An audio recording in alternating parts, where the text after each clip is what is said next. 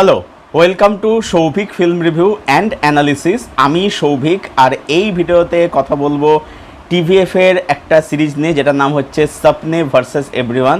এই সিরিজটা তোমরা পেয়ে যাবে ইউটিউবে একদম ফ্রিতে। দ্য ভাইরাল ফিভার, মানে যেটা হচ্ছে টিভিএফকে অ্যাক্টিভিটি ফুল ফর্ম আর কি, ভাইরাল ফিভার। তো দ্য ভাইরাল ফিভার বলে যে ইউটিউব চ্যানেলটা আছে, মানে যেটা TVF actually official YouTube channel আর কি, সেখানেও সিরিজটা পেয়ে যাবে। টোটাল রয়েছে 5খানা এপিসোড, বেশ বড় একটা সিরিজ। প্রতিটা এপিসোডের রান টাইম হচ্ছে 1 ঘন্টা বা 1 ঘন্টাতে কিছু বেশি, এবং লাস্ট এপিসোডটা হচ্ছে 1.5 ঘন্টার থেকে সামান্য কিছু বেশি আর মোটামুটি 5 থেকে 5.5 ঘন্টার উপরে লাগবে চান্স সিরিজটা দেখতে। এবারে সিরিজটা হলো কেমন জানবো আজকে ভিডিওতে, সো লেটস স্টার্ট। তো সপনে ভার্সেস এভরিওয়ান, এই সিরিজটার নামটা শুনে তোমরা নিশ্চয়ই বুঝতে পারছো যে এখানে যে প্রোটাগনিস্ট থাকে, মানে যে ক্যারেক্টারটা প্লে করছে এখানে পরমবীর সিং চিমা, যাকে তোমরা সোনি লিভের সিরিজ চমকে দেখেছো। তো সে হচ্ছে অ্যাক্টিং করতে খুব ভালোবাসে। সে ইমতাজেল ছবিতে চান্স পেয়েছিল, বাট ফ্যামিলি রেসপন্সিবিলিটির জন্য, তার মায়ের অসুস্থতার কারণে তাকে জব করতেছে, এবং সোসাইটির যে একটা যে মাইন্ডসেট, যে ওই অফিস করবে, বাড়ি আসবে, ফ্যামিলি সামলাবে, যে চিন্তা ভাবনা আর কি, সেই কারণেই তাকে ওই সিনেমাতে তাকে জব করতে হচ্ছে, তাকে সেলস লাইনে কাজ করতে হচ্ছে। বাট যেটা দেখা সেটা হচ্ছে যে এ হচ্ছে অ্যাকচুয়ালি অ্যাক্টিংটা করতে পারে। আবার অন্যদিকে দেখবে আরেকটা ক্যারেক্টার থাকে রাজকুমার, যে ওর বন্ধু রোলটা প্লে করছে, সে আবার কিন্তু সেলসটা কিন্তু ভালো করতে পারে। তো এখানে দেখা যাচ্ছে যে যেটা করতে পারে। তো এবারে কি হচ্ছে, এই প্রশান্ত ক্যারেক্টার, যে ক্যারেক্টার পরমবীর সিং চিমা প্লে করছে, তো তার স্বপ্নটা কি ফুলফিল হচ্ছে, নাকি সোসাইটির চাপে পড়ে তাকে সেই জবটাই করতে, যেটা সে করতে অ্যাকচুয়ালি পারে না, বা যেটা করতে অ্যাকচুয়ালি সে চায় না, যেটা তার কাছে মানে কাপ অফ টি নয় আর কি। তো এই জার্নি সম্বন্ধে যাবতীয় জানতে হলে তোমাকে ইউটিউবে গিয়ে সিরিজটা দেখে ফেলতে হবে। এখানে সবথেকে মানুষের ড্রিম, যেটা বুঝতেই পারছো, আর এভরিওয়ান মানুষ এখানে সোসাইটি, এখানে সমাজের কথা বলা হচ্ছে আর কি। পজিটিভ দিক, নেগেটিভ দিক, আমার কাছে এই সিরিজটার জন্য একটাই মাত্র নেগেটিভ দিক আছে, সেটা আমি পরে ডিসকাস করব নেগেটিভ পয়েন্টে। বাট সিরিজটার আমার কিন্তু কাছে কিন্তু অনেকগুলো কিন্তু পজিটিভ দিক রয়েছে। প্রথম হচ্ছে এর প্লট। দেখো, প্লট লেভেলে খুব বিশাল কিছু যে প্রোভাইড করছে সেটা আমি বলতে পারছি না, কারণ এরকম গল্প আমরা এরকম অনেক দেখেছি, যে একদিকে স্বপ্ন, একদিকে রিয়েলিটি, সেটা আমরা অনেক দেখেছি। কিন্তু কি গল্পটা কিন্তু ইটসেলফ খুব ভালো একটা গল্প। দ্বিতীয় হচ্ছে যে এই সিরিজটার মধ্যে কিছু দারুণ মোমেন্ট ডিজাইন করা হয়েছে, যেগুলো কিন্তু অসাধারণ, যেগুলো বিউটিফুল। তার সাথে সাথে বলবো এই সিরিজটার মধ্যে যেটা মেন হাইলাইট রয়েছে, যে এর মধ্যে কিছু দারুণ ডায়ালগ আছে, দারুণ মনোলগ রয়েছে। এক কথায় বিউটিফুল, অসাধারণ এক কথা সেই ডায়ালগগুলো। যেমন এই যে হিরো কন হে, যেটা আমি থাম্বনেলে ইউজ করেছি আর কি, যে হিরো কন হে, এই হিরোর যে কনসেপ্টটা যে আমি দেখিয়েছে দুর্দান্ত। তার সাথে সাথে একটা জায়গায় বলে, এই যে থ্রিসি ডায়লগটা, যে কাবিল বানা কাবিল, কামিয়াবি ঝাকমারকে তোমার পিছিয়ে আয়েগি।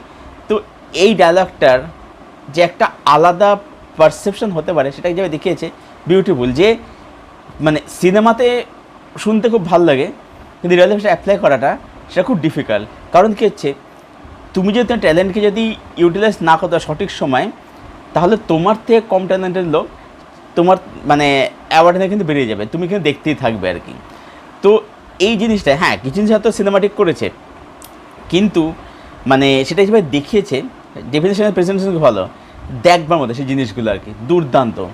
তার সাথে সাথে এই হ্যারি পটার এবং ডিমেন্টার্সের যে মানে দিকটা দেখানো হয়েছে, যেভাবে সেটার একটা মানে ইন্টারপ্রিটেশন করা হয়েছে, দারুণ লাগে, দুর্দান্ত লাগে।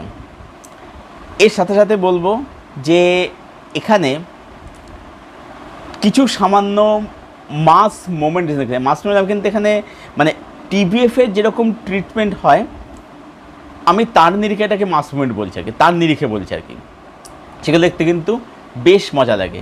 আর যেটা ভালো সেটা হচ্ছে যে টিভিএফ যেটা করেছে সেটা হচ্ছে যে ইন্ডিয়ার যে সমস্ত টাফেস্ট এক্সামগুলো হয়, এক একটা এক্সাম তোলে এবং তার প্রিপারেশানে দেখায়, কিন্তু এখানে কিন্তু মানে সেগুলোর দিকে যে যায়নি, এটা কিন্তু একদম আলাদা একটা কাজ আর কি। এর পাশাপাশি এখানে ফ্রেন্ডশিপ বলি, সম্পর্কের দিকগুলো বলি, ফ্যামিলি রেসপন্সিবিলিটি, সেই দিকগুলো বা কর্পোরেট ওয়ার্ল্ড কীভাবে কাজ করে সেগুলো নিয়ে দারুণভাবে দেখেছে আর কি। তো রাইটিং এখানে কিন্তু ব্রিলিয়ান্ট, মানে সিরিজটার মধ্যে এত কিছু রয়েছে যে সিরিজটা বড় হওয়া সত্ত্বেও এতটুকু কিন্তু বোর কিন্তু করে না, মানে কোনো দৃশ্য অনাবশ্যক মনে হয় না। আচ্ছা, এর সাথে সাথে বলবো যে এই সিরিজের মধ্যে কিছু র্যাপ ইউজ করেছে যেগুলো কিন্তু ওই মোমেন্টগুলোকে দারুণভাবে কিন্তু এলিভেট করে, বুস্ট আপ দেয়, দারুণ লাগে সেগুলো শুনতে। আচ্ছা, এবার পারফরমেন্সের কথা। এখানে পরমবীর সিং চিমা সে দারুণ কাজ করেছে, তার জন্য হেভি লেগেছে প্রোটাগনিস্টের চরিত্রে। যে রাজকুমার যে তার কাছে দারুণ লেগেছে। আর এখানে যে ভিলেন হয়েছে, মানে যে রাজকুমার যে মামা হয় আর কি, মানে ক্যারেক্টারটা মামা হয় আর কি, ওই লোকটা দেখতাম এটা ওই সোপ্রানোসের টনি সোপ্রানো দেখতে, ওই লোকটা হেভি কাজ করেছে, দারুণ লেগেছে। এছাড়া প্রত্যেকে কাজ এখানে দারুণ কাজ, এখানে ক্যারেক্টারও লেখা হয়েছে দারুণভাবে এবং তারা কাজও করেছে দারুণ, মানে ক্যারেক্টার তার মধ্যে ফুটে তুলেছে, মনে হচ্ছে আমরা যেন সেই ক্যারেক্টারটাকে জীবন্তভাবে দেখছি আর কি। এত দারুণ, এত প্রাণবন্ত প্রত্যেকের পারফরমেন্স।